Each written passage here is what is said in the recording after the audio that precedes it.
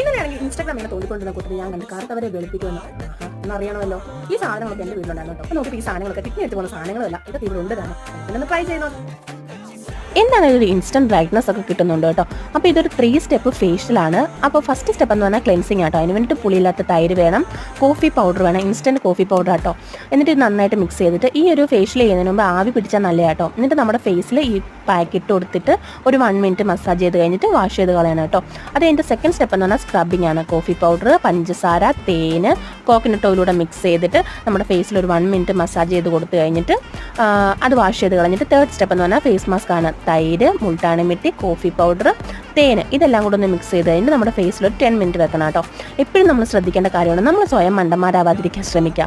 ഒരിക്കലും ഒറ്റയടിക്കൊന്നും വെളുക്കാൻ ആർക്കും പറ്റില്ല കേട്ടോ. ഇതൊരു പാക്ക് ചെയ്താലും ഇതുപോലെ ഒരു ഇൻസ്റ്റന്റ് ബ്രൈറ്റ്നസ് കിട്ടും.